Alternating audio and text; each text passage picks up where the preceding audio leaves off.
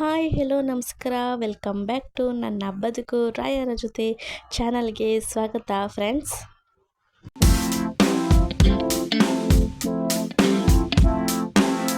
Hi hello ನಮಸ್ಕಾರ ಎಲ್ರು ಹೇಗಿದ್ದೀರಾ? ಚೆನ್ನಾಗಿದ್ದೀರಾ ಅನ್ಕೋತೀನಿ. ಇವತ್ತಿನ ರೆಸಿಪಿ ಏನಂತ ನಿಮಗೆ ಆಲ್ರೆಡಿ ತಮಿಳ್ ನೋಡೇ ಗೊತ್ತಾಗಿರುತ್ತೆ. ಹೌದು, ಇವತ್ತು ತುಂಬಾ ಸ್ಪೈಸಿ ಆದಂತಹ ತುಂಬಾ ರುಚಿಯಾದಂತಹ ಎಲ್ಲ ಹೆಣ್ಣು ಮಕ್ಕಳಿಗೂ ತುಂಬಾ ಇಷ್ಟವಾಗುವಂತಹ ಮಸಾಲೆ ಪುರಿ ಮಾಡೋಣ ಅಂತ ಅಂದ್ಕೊಂಡಿದ್ದೀನಿ. ತುಂಬಾ ಚೆನ್ನಾಗಿರುತ್ತೆ ಫ್ರೆಂಡ್ಸ್. ನಾವು ಹೊರ್ಗಡೆ ಹೋಗಿ ತಿನ್ನೋದಕ್ಕಿಂತ ಈ ಥರ ಆರಾಮಾಗಿ ಮನೆಯಲ್ಲೇ ಹೆಲ್ತಿಯಾಗಿ ಮಾಡಿಕೊಂಡು ತಿನ್ಬೋದು ಫ್ರೆಂಡ್ಸ್. ತುಂಬಾ ಚೆನ್ನಾಗಿರುತ್ತೆ, ತುಂಬ ಈಸಿಯಾಗೂ ಕೂಡ ಇದೆ, ಮಕ್ಕಳಿಗೂ ಕೂಡ ತುಂಬಾ ಇಷ್ಟ ಆಗುತ್ತೆ.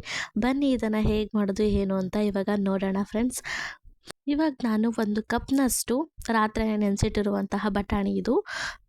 ನೀವು ಈವ್ನಿಂಗಾಗಿ ಮಾಡ್ಕೋತೀರಾ ಅಂದರೆ ಬೆಳಗ್ಗೆ ನೆನೆಸಿಟ್ಕೊಂಡು ಈವ್ನಿಂಗಲ್ಲಿ ಈ ಥರ ನೆನೆದಿದ್ರೆ ಸಾಕು ಫ್ರೆಂಡ್ಸ್. ಇವಾಗ 1 ಕಪ್ನಷ್ಟು ಬಟಾಣಿ, ಹಾಗೆ ಹೆಚ್ಚಿಟ್ಕೊಂಡಿರುವಂತಹ ಆಲೂಗೆಡ್ಡೆ, ಸಿಪ್ಪೆ ತೆಗ್ದು ಇಟ್ಕೊಂಡಿರುವಂತಹ ಆಲೂಗೆಡ್ಡೆ ಇಷ್ಟನ್ನು ಹಾಕಿ ಸ್ವಲ್ಪದಷ್ಟು ನೀರು, ಸ್ವಲ್ಪದಷ್ಟು ಉಪ್ಪು ಹಾಕಿ ಕುಕ್ಕರ್ ವಿಶಲ್ ಆಗೋದಕ್ಕೆ ಬಿಡ್ತಾ ಇದ್ದೀನಿ. ಇದು ಒಂದು ಸ್ವಲ್ಪ 2 ವಿಶಲ್ ಆಗೋ ತನಕ ಬಿಟ್ಟರೆ ಸಾಕು ಫ್ರೆಂಡ್ಸ್. ಈಗ 2 ವಿಶಲ್ ಆಗಿದೆ. ವಿಶಲ್ ಆಗಿ ಸ್ವಲ್ಪ ಬಿಸಿ ಹಾರಿದಾದ್ಮೇಲೆ ಕುಕ್ಕರ್ನ ಓಪನ್ ಮಾಡ್ತಾ ಇದ್ದೀನಿ. ನೋಡಿ ಇವಾಗಿದು ಚೆನ್ನಾಗಿ ಬೆಂದಿದೆಯಾ ಅಂತ 1 ಅಥವಾ 2 ಬಟಾಣಿನ ಈ ಥರ ಕೈಯಾಗಿ ಇಚ್ಚುಕಿ ನೋಡಿದ್ರೆ ಆಯಿತು ಫ್ರೆಂಡ್ಸ್.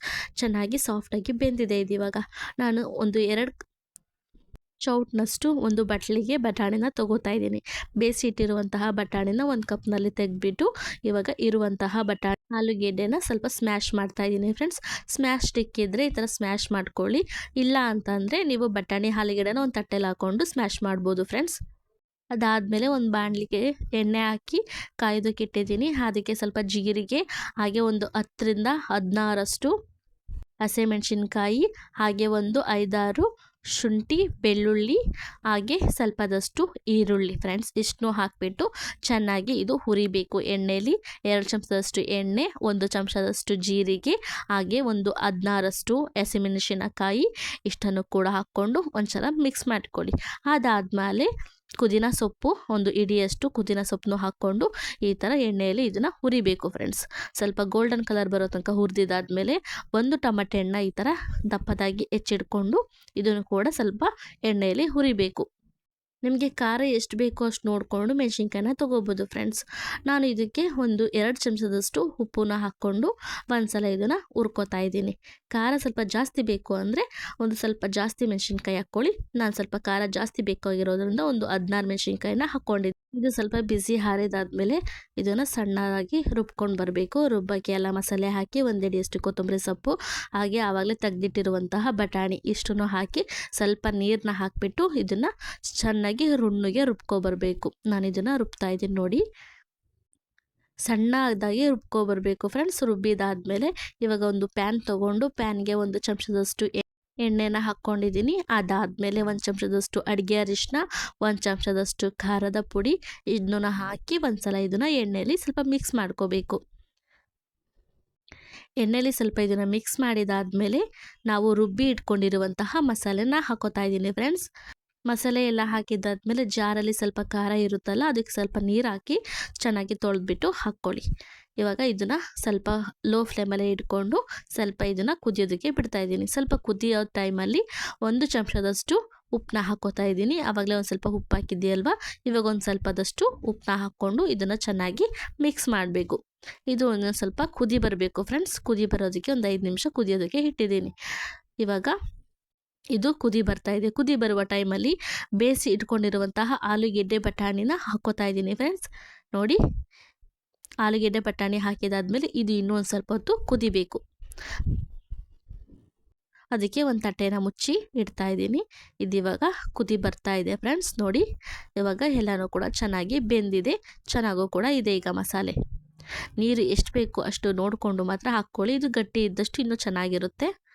ಇದಕ್ಕೆ ಸ್ವಲ್ಪ ಹುಳಿ ಇರೋದಕ್ಕೋಸ್ಕರ 1 ನಿಂಬೆಹಣ್ಣು, ಒಂದು ನಿಂಬೆಹಣ್ಣಿಯಲ್ಲಿ ಅರ್ಧ ನಿಂಬೆಹಣ್ಣಷ್ಟು ನಾನು ನಿಂಬೆ ಹುಳಿನ ಹಿಂಡ್ಕೋತಾ ಇದ್ದೀನಿ. ನಿಂಬೆ ಹುಳಿ ಹಿಂಡಿದಾದ್ಮೇಲೆ ಒಂದ್ಸಲ ಇದನ್ನು ಸ್ವಲ್ಪ ಮಿಕ್ಸ್ ಮಾಡ್ಕೊಳ್ಳಿ. ಇವಾಗ ಅದು ರೆಡಿಯಾಗಿದೆ. ಇವಾಗ ಇನ್ನೊಂದು ಬಾಣಲಿ ಅಥವಾ ಪ್ಯಾನ್ ತೊಗೊಂಡು ಅದಕ್ಕೆ ಒಂದು ಸ್ವಲ್ಪದಷ್ಟು ಎಣ್ಣೆನ ಹಾಕ್ಕೊಂಡಿದ್ದೀನಿ. ಇದು ಪೂರಿ ಬಿಲ್ಲೆ ಫ್ರೆಂಡ್ಸ್. ಮಾರ್ಕೆಟಲ್ಲೆಲ್ಲ ಆರಾಮಾಗಿ ಸಿಗುತ್ತೆ. ಒಂದು ಪ್ಯಾಕೆಟ್ಗೆ 20 ರೂಪಾಯಿನೋ 40 ರೂಪಾಯಿನೋ ಇದೆ.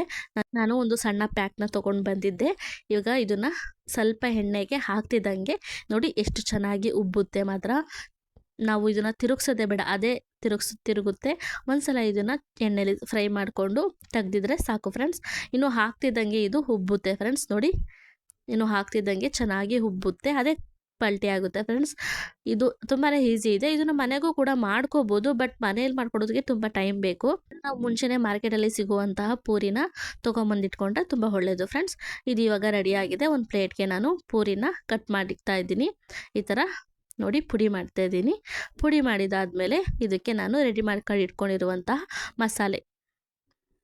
ಮಸಾಲೆ ಎಲ್ಲ ಹಾಕಿದಾದ್ಮೇಲೆ ಸ್ವಲ್ಪ ಹೆಚ್ಚಿಟ್ಕೊಂಡಿರುವಂತಹ ಈರುಳ್ಳಿ, ಸ್ವಲ್ಪ ಹೆಚ್ಚಿಟ್ಕೊಂಡಿರುವಂತಹ ಟಮಾಟೆ ಹಣ್ಣು, ಹಾಗೆ ಸ್ವಲ್ಪ ಹೆಚ್ಚಿಟ್ಕೊಂಡಿರುವಂತಹ ಕೊತ್ತಂಬರಿ ಸೊಪ್ಪು, ಹಾಗೆ ಸೇವ್ ಖಾರ ಇಷ್ಟನ್ನು ಹಾಕಿ ಸ್ವಲ್ಪದಷ್ಟು ನಿಂಬೆಹಣ್ಣ ಹಿಂಡಿದ್ದೀನಿ.